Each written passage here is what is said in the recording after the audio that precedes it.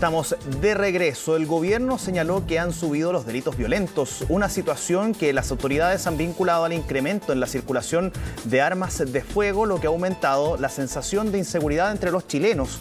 Queremos conversar sobre este tema y por eso tomamos contacto con Daniel Johnson, director ejecutivo de Paz Ciudadana. ¿Cómo estás, Daniel? Muchas gracias por conversar con CNN Chile hasta ahora. Hola, muy buenas tardes, Felipe. Muchas gracias por invitarme. Daniel, entremos de lleno en materia. Las cifras, sin duda, la opinión pública lo ha calificado así.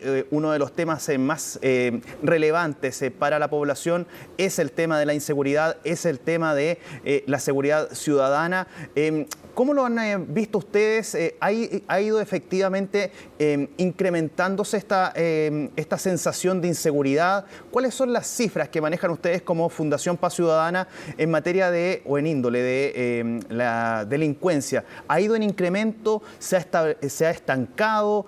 Porque al menos en materia de hechos de alta connotación pública, como son los hechos sucedidos en la Alameda, por ejemplo, o el mismo Tren de Aragua en Arica, etcétera, etcétera, bueno, no hace más que poner el énfasis o el foco justamente en esa área. ¿Cómo lo analizan ustedes? A ver, hay varios conceptos que yo creo que se nos mezclan. Uno, lo que tú decías al principio, el nivel de temor, la percepción de inseguridad que tienen las familias hoy día. Sin duda, estamos en el periodo en que las familias sienten más temor de los últimos 20 años.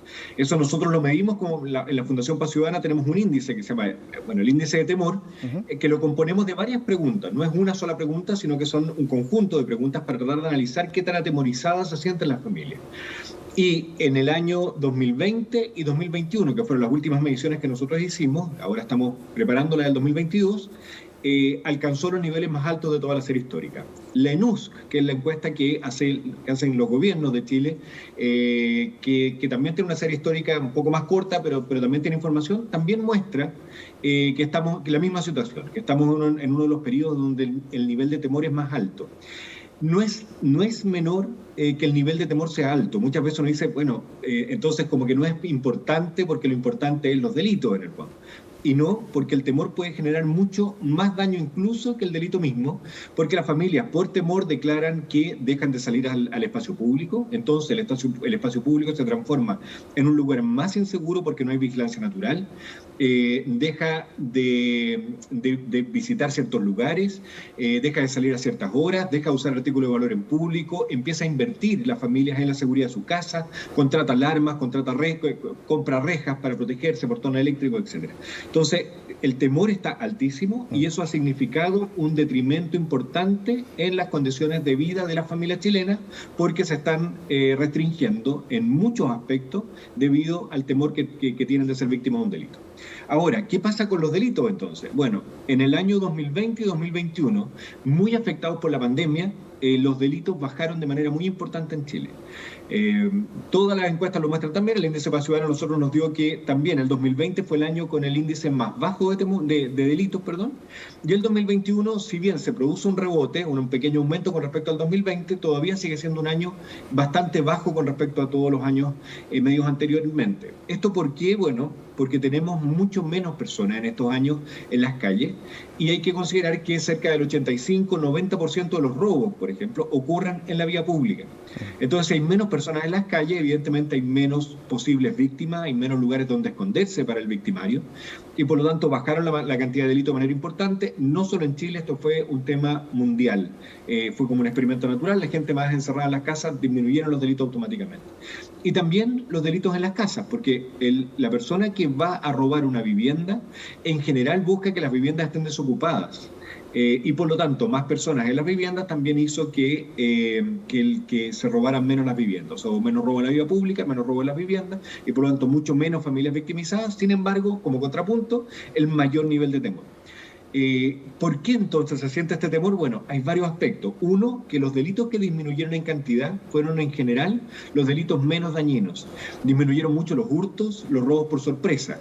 No disminuyeron de la misma forma los robos con violencia o intimidación, que son muchas de las imágenes que estoy viendo que están poniendo ahora en la pantalla, que son robos con amenaza, con un arma, un portonazo, una encerrona. Esos delitos evidentemente son mucho más dañinos, aunque puede ser que el bien robado sea el mismo, pero es muy distinto el daño cuando hay una interacción directa entre la víctima y el victimario, y por lo tanto son delitos mucho más dañinos. Y los homicidios, que son evidentemente el delito que genera más daño individualmente, ese delito ha venido en aumento desde el año 2014 hasta el año 2020, por ejemplo, había aumentado un 70% la cantidad de homicidios en Chile. El 2021 hubo una baja bien pronunciada, pero que, bueno, todavía no nos explicamos bien por qué, pero ahora el 2022, en este primer semestre que llevamos, tenemos nuevamente una cantidad importante de homicidios que están ocurriendo en el país, y eso se correlaciona también con el nivel de temor que tiene la familia. O sea, no es que sea hoy día más probable ser víctima de un delito, de hecho hoy día es menos probable, pero los delitos de los cuales puedo ser víctima hoy día es más probable que sean más dañinos que lo que eran anteriormente. Daniel, te quiero llevar a lo sucedido, esto como a modo de ejemplo y a modo de una situación particular, como lo que ocurrió durante esta semana en la Alameda. Particularmente esa situación ocurre tanto lo que sucedió con el día martes con este corredor de propiedades que resultó fallecido finalmente en plena vía pública, como los otros acontecimientos tenían una situación muy particular o un modus operandi similar en todos los casos. Se abordaba a la persona, se agredía a la persona con un elemento cortopunzante y luego se le robaban sus pertenencias. Llama la atención ese tipo de acciones porque, a ver, uno que reportea este tipo de episodios o este tipo de situaciones no está acostumbrado a ver con tantas similitud o con tanta frecuencia este tipo de situaciones. Los hurtos se pueden dar, han ocurrido prácticamente toda la vida, pero con ese nivel de violencia es algo que es al menos inusitado, al menos que termine incluso hasta una persona fallecida en plena vía pública. Así es. O sea, como te decía, lo que estamos viendo hoy día es que el nivel de violencia en los delitos está aumentando. La cantidad de homicidios que tenemos es mucho mayor. Y cuando hacemos el análisis de qué tipo de homicidios son los que están ocurriendo con más frecuencia hoy día, nos damos cuenta que son causas en que no hay un imputado conocido. Esto es bien técnico, pero hace 7 años atrás, la mayoría de los homicidios, alrededor del 70%, tenían un imputado conocido. O sea, había una sospecha cierta sobre una persona que lo había cometido. Porque eran homicidios que en general estaban relacionados con violencia de género o eran resultado de delitos de lesiones, por ejemplo, de una riña en un bar que escalaba en violencia y terminaba siendo un homicidio, pero eran pocos los que estaban vinculados a otros delitos. El homicidio era el fin mismo de la acción delictual. Hoy día eso ha cambiado mucho y es prácticamente al revés. Hoy día más del 60% de los homicidios que ingresan al Ministerio Público no tienen un imputado conocido.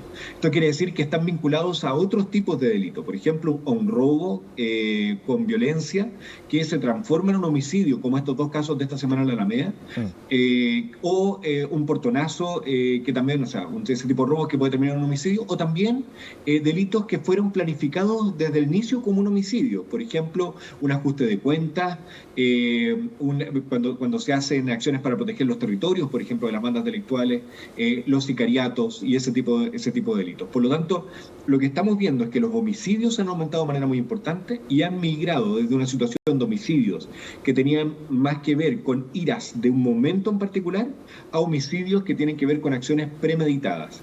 Y esto en general se vincula mucho más al crimen organizado, a delitos que ya no son individuales, sino que tienen que ver con acciones delictuales conjuntas. Y otros indicadores que nos dan cuenta de esto es, por ejemplo, la cantidad de vehículos que aparecen o no una vez que son robados. También hace 7 o 8 años atrás aparecían la mayoría de los vehículos que eran robados en Santiago. Y por lo tanto eran vehículos que se robaban para jactarse, y por eso que hablábamos de esto, ahí se inventó este concepto de los vehículos de alta gama, que se robaban para grabar un video conduciendo a alta velocidad por una autopista y después quedaban abandonados y se recuperaban, porque como eran vehículos muy escasos en Chile, eran vehículos que no eran reducibles, entonces aparecían después tirados por ahí. También se robaban muchos vehículos para hacer alunizaje, sí. Con esto exactamente se robaban para los cajeros automáticos. Hoy día ya no aparecen los vehículos como aparecían antes, y los vehículos que se están robando ya no son estos de alta gama, sino que hay marcas y modelos que de hecho las compañías de seguros están aumentando sus primas de manera muy importante para esas marcas y modelos porque son muy frecuentemente robados, porque son en general los vehículos que más hay en Chile. Y estos se roban porque se reducen para venderlos como repuesto, porque los clonan y los vuelven, le duplican las patentes con otro vehículo que está en circulación, y para eso necesitas que hayan hartos vehículos para poder esconderte en la multitud de vehículos, o son vendidos al extranjero también. Y esto muchas camionetas de la minería, por ejemplo, está pasando en el norte, que se roban y después viajan a países fronterizos para ser vendidas allá. Cualquiera de esas tres acciones no es un delito individual nuevamente, es un crimen organizado. O sea, tener la capacidad de reducir, de desarmar, reducir y vender en el mercado ilegal, tener la posibilidad de clonar un vehículo con los papeles municipales que hay que conseguir, o de meterlo en un camión y cruzar la frontera y venderlo en otro país, los tres casos que estoy dando de vehículos que no aparecen, por supuesto que están vinculados a crimen organizado. Y aquí es donde estamos viendo un cambio en el modus operandi y un cambio en la situación delictual en Chile. O sea, ya no son delitos comunes, individuales, sino que son delitos que tienen un vínculo con una organización delictual que hay detrás. Ahí me quiero quedar, con el tema del crimen organizado, o al menos en lo que ha mostrado justamente los últimos delitos.